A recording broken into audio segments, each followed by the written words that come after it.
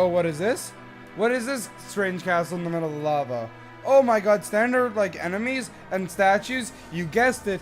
Do you guys know where we are? What we're doing? Well, if you haven't realized it, you'll meet something soon. Introducing the King of Koopas, the mighty Titan, the mighty and ferocious Bowser!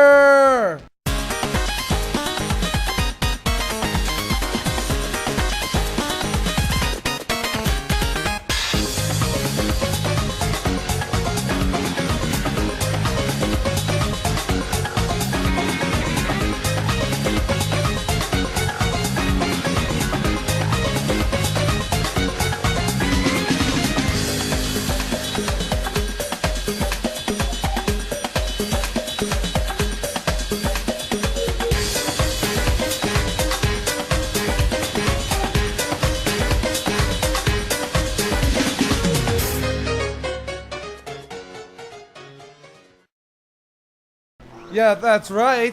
Not only is Peach in this game, but Bowser is in the game. He is the mighty Koopa King has arrived. Now he wants his minions to hold his applause. Well, I love Bowser and I love how they threw him in the game. I feel he's kind of irrelevant to the story. And you'll see later, he just shows up in places he does not belong and is there for the sake of it. And like, you do get to control him, and he's pretty funny. You could like talk to him and do stuff like, look. You like interact with people, and then like, unlike Mario and Peach, when you interact with people, Bowser could actually like talks. So he talks and says like funny stuff, and I'm gonna burn these guys. Anyway, so yeah, let's admire that. See, the fun thing about Bowser is when you interact with things, he says like funny stuff along with it. But the problem is with Bowser. Not only I feel he doesn't belong in this game and he's kind of useless and they just threw him in because they want Bowser in like every Mario game. But another problem I have with Bowser is, well, I'll show you in like the cutscene. Basically, he's treated as a joke. And like, I don't like when at once threatening villains become like comic relief. Like, I do like, he is kind of funny, I'll admit that. But I just don't like how they like flanderized him. Like, they made him such like a comic relief. It didn't take to like Super Mario Galaxy to restore him as a threat. Like, after this game, no one took Bowser seriously for a long time. Until Galaxy, when they made him like threatening him and they gave him a new voice and everything. So, and as I said, I don't like comic relief villains that were once like competent and like threatening. And then and Bowser becomes such a joke in this game. Like, it is funny, but I don't like how they just changed him. Like, they made him like a joke. And especially, like, he's pretty funny now. He hasn't, like, been any pathetic, right? He hasn't really been pathetic right now. But later on, you'll see what I mean. He's fun to play with, but, like, and he's funny to, like, play with. He's not just fun, he's funny. But he's also, it's kind of hard to take him seriously, and they ruin that. But it's still good. And I'd rather be him in this game. I'd rather he be in this game than not. I just wish they didn't make him so pathetic and such a like a joke. I don't know. I have conflicted feelings on him. And now basically Cammy's explaining the story to Bowser. It's kind of pointless. And yeah, he's pretty pointless. You'll see later. And he shows up in places he doesn't belong.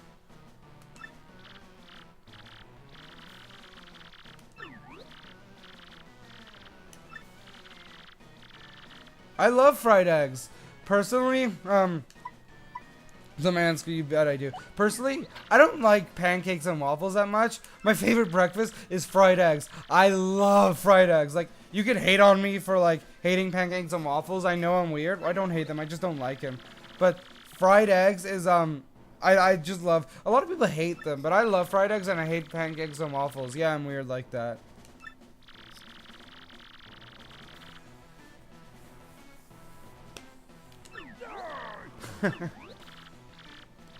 I love Bowser to his Galaxy voice in this game. Like, that's what I love the Bowser Inside story. They made him threatening with his Galaxy voice, but he's still like a main character. He is a bit comic relief, but they just balanced him perfectly in that game, and he was like the main character of the game. Well, in this game, he's just pointless. And my controller's vibrating with this thumb. It was kind of funny. Look, I'll put it against the mic to bug you guys. Doesn't that sound annoying? But it's kind of cool, because I like when my controller vibrates.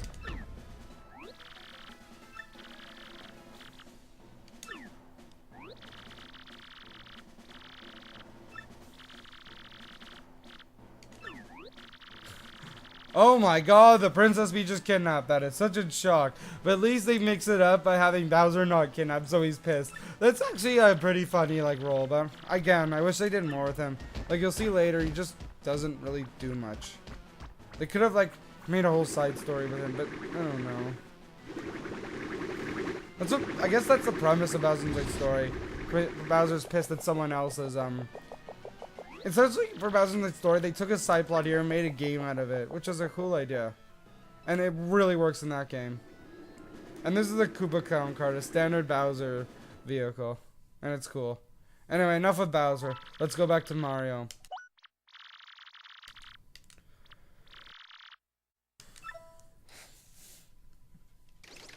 And yeah, more transition effects. See, the effect is either who you're playing as next or who you just played with, and it's a cool effect.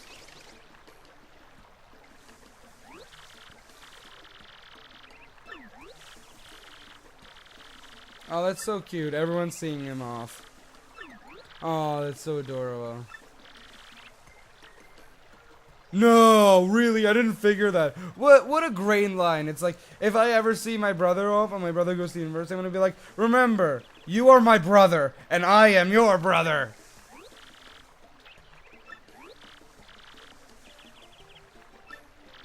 It's such a great party line. Remember, we are related.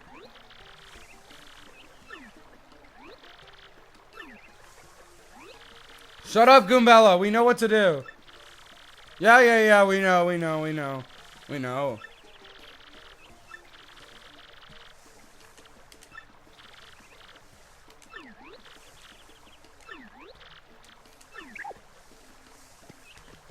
Anyway, before we go, this is another instance of, a power that's not available to you right now you can use later to get something. See, we just got the badge by Paper Thin. Let's see if we can equip it, even though I don't really use that badge. But we have one extra. Nope, we can't equip it. So, I'll cut back to the 1,000-year door. See you guys then. Oh, what's this? Mario has, Mario shaking. He's having a seizure! We better get him hospitalized, guys, because Mario's having a seizure! What? Oh, apparently his Game Boy Advance SP could cause seizures when he has an email. Let's read it. My dearest Mario.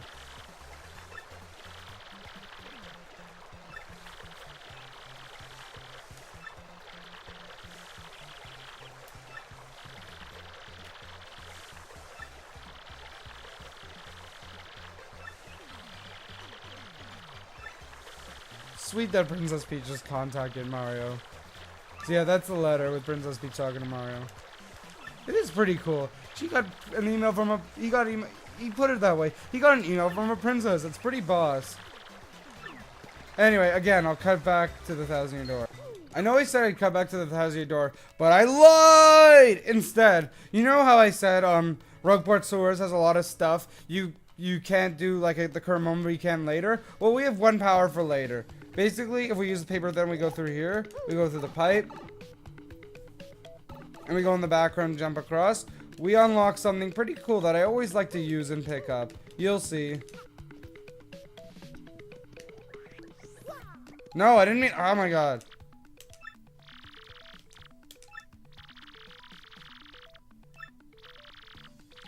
Basically, she'll give you like a spell.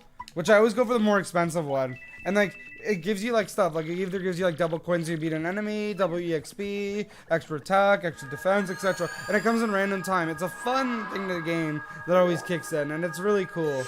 And I'm like, whenever it, like, expires, I always go get it renewed. Because, like, you never know what can happen. Personally, the most useful thing to me is double EXP. Especially when you beat a boss fight. You got a ton of experience. And I hope that happens at least once. Because, like, I remember in a run of the first Paper Mario, there's something similar to this. And 3 bosses I got double star points for, and I got really high leveled, and it's really cool because like you get like 30 star points from a boss, and with that it becomes like 60, which is cool. Anyway, again, I'll cut back. Actually, no, not yet. I want to show something else you could do with the Paper Thin ability. It's not something new, but instead of like what we did last time and going around and going on the platform, and why am I pointing at the screen? You guys can't see that. You could just use Paper Thin and like save time and go through here. Yeah, that's pretty much it. Well, not yet. Actually, I lied once again. You can also use paper thin instead of going around to go through here. So not only do new power-ups like unlock new things, but they save time on old things, which is another thing I like about the Rogueport sewers is really well designed. And so yeah, once again I'll meet you at the 1,000-year door, even though we're like right there. But oh well. You guys don't want to see me like no, by the way I'm talking, I'll just show it. Yep. Cause all I want to do.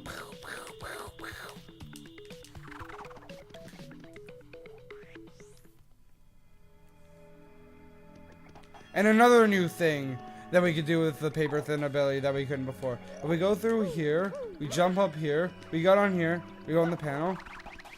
Because all I want to do... Ding is say... Okay.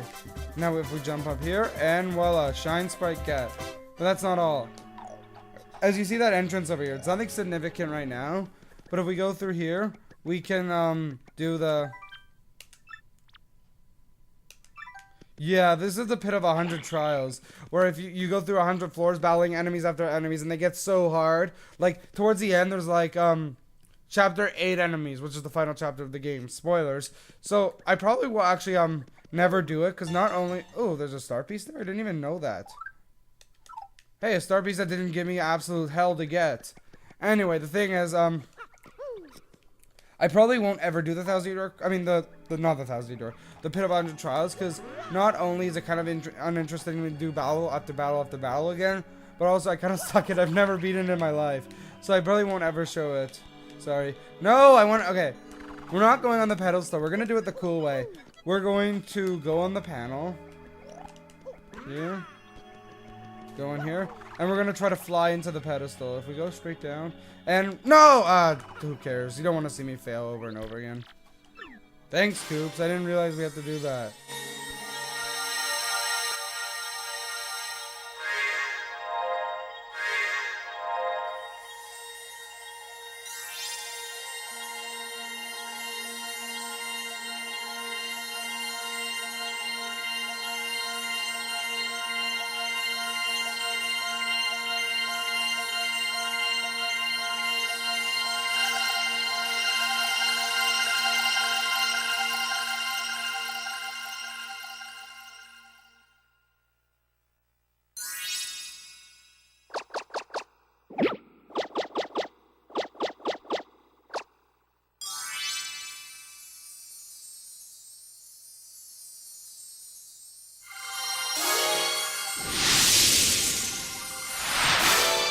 The location of the crystal star has been recorded on your magical map.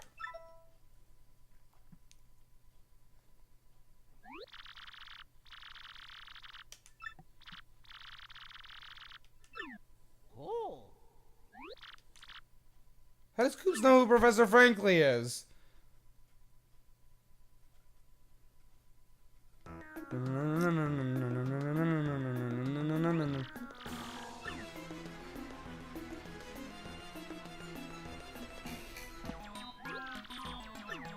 That's a pun.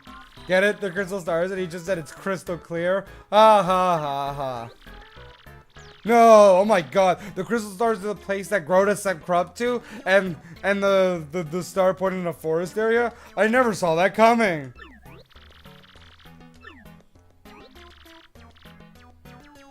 Oh, we saw one of those before. Remember in the beginning? Remember? It was only like 10 episodes ago.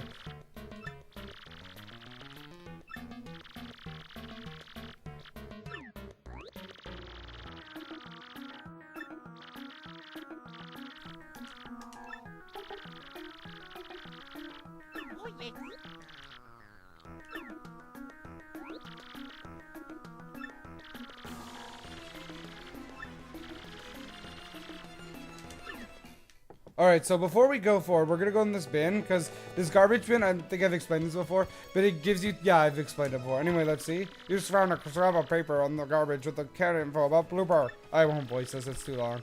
So yeah, we get Blooper. We got Bald Clef. Apparently we don't fight a Bald Clef again. Yeah, we get Gold Fuzzy.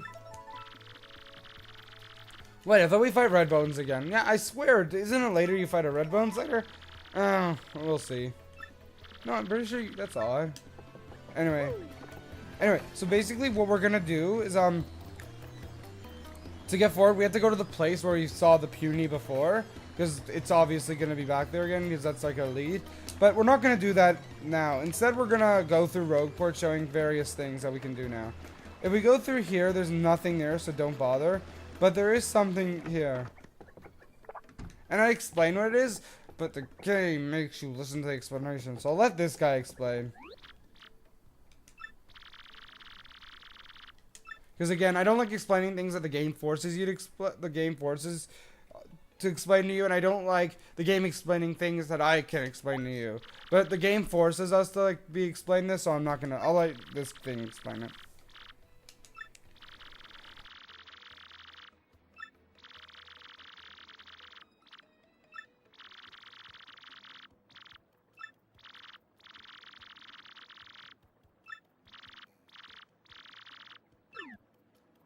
Alright, so now we have to go so basically I'm not gonna do I'm not gonna do all the troubles since there's a lot and take a lot of time. Plus it may not seem a lot now, but like with each chapter you get more troubles and they become more and more time consuming. So I'm not gonna show all of them because even myself I would never have the patience to do all of them by myself.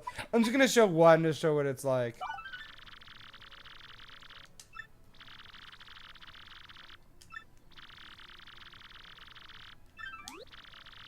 Yeah, sure, we'll take it. It's pretty simple. Let's go across the bridge. And look, guys, it's Gus! Let's talk to Gus. Gus!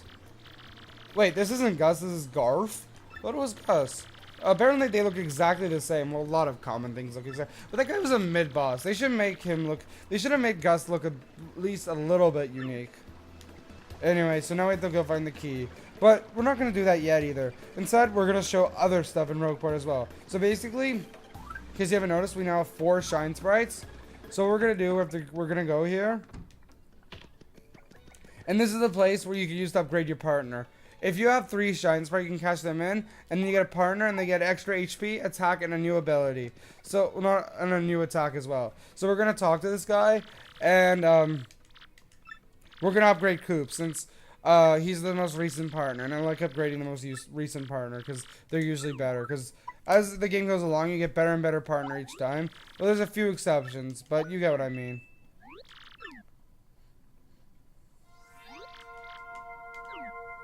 And this is a cool cutscene. It's annoying to do every time, especially when like you keep on coming back with more and more shine sprites, but it's still kind of cool to watch. I know Coops looks tough, or look at that tough pose. Then you may go. What great grammar. Okay, this is another thing.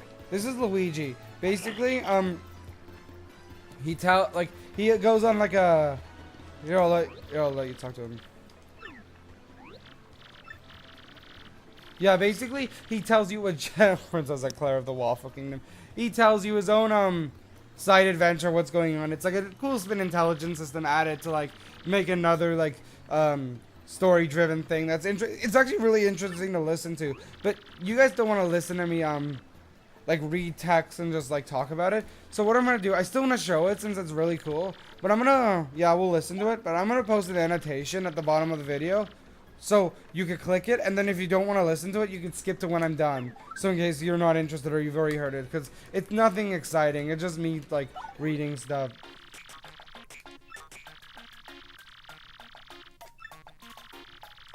But yeah, I do really like this, because, like, it shows intelligence systems really value story, and they can think of something cool, even when it doesn't matter. So, because, like, I don't... Like, that's what I don't like about Paper Mario Sticker Star. It has, like, no story. And, look, Mario and Coops are asleep. Like, if Intelligence System can come up with, like, a silly story for something that doesn't matter, for a main Paper Mario game, why couldn't they put a story in it? Like, it's, like, I know they asked the survey, not many people cared about the story in Super Paper Mario, despite it being amazing. But, still, it requires no effort. Like, if they just did a side thing that doesn't matter, like, this has no reward or significance at all, why couldn't they just put a little story in Paper Mario Sticker Star? I don't get that. This is funny, because there's a lot, they're all named after pastries, so it's the music like crepe and eclair. It's really funny. Like, not only is the story interesting, and it's like a standard Paper Mario story, but with Luigi's perspective. But It also, it's funny too. And they gave Luigi something to do, like it says no significance, and it was really cool how they put this in. Chestnut King. Oh, this is like standard Paper Mario where something gets split up and you have to find them. I really like this. This is a really cool story and it's cool to listen to. I wish they'd make a game out of Super Luigi Adventures. It'd be so fun.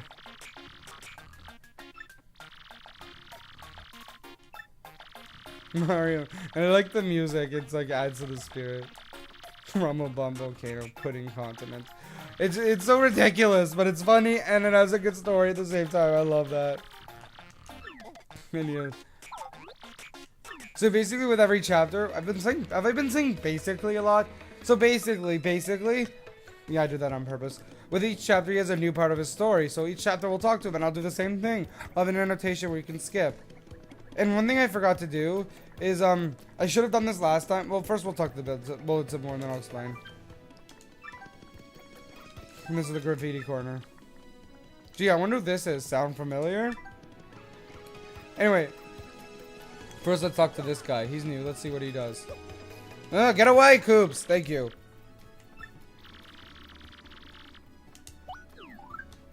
Yeah, we could buy, like, items. They're pretty good, but I don't really use any of them.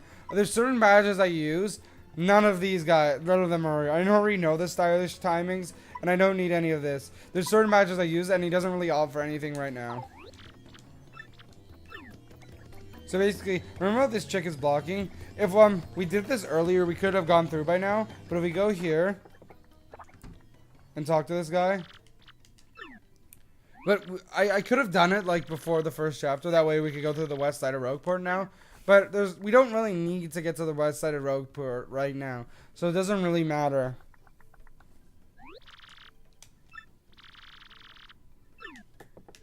Alright, so there's just one more thing to do in Rogueport, then we can take off. We need to go to the badge shop to fill the trouble. And the badge shop is here. We go out here. And voila, key get. Before, let's check out the badge shop. Once again, none of these I do use power jump, but nah, we have power smash. Once again, I'm not gonna buy any badges for now, but like if you ever like feel you need badges, just come here and you can buy some. It's pretty cool. Now let's see if there's anything here. Alright, I'll just cut to go away, I don't want to talk to you! Anyway, I'll cut back to the east side of Rogueport to fill the trouble. Cause I knew you were trouble when you walked in. Shame on me now. Oh, there's a star piece here, by the way. So if you ever need star piece, there's a bunch like hidden throughout Rogueport. Well, I'm gonna try to find them, but as I said, I'm not going after every star piece. Oh, there's another here. Basically, you know how I said, there's nothing there right now? Well, there's actually a star piece here. I lied. I'm sorry. Like, in that gap where you use paper thin to go through. Like, not only is, the Rogueport sewers, there's a lot of stuff to do with new abilities, but Rogueport has that too. It's really cool, because it's like a central hub. So they have, like, more stuff to do with more powers. And we'll give them the house key. Oh, thanks. 20 coins. So that's how a trouble works. But now that we've fulfilled the trouble and gotten back to Rogueport and found our destination, I'm gonna call it for now. Next time in Paper Mario The Thousand Door, we're gonna be going to where we first saw the Puny and seeing if he's back.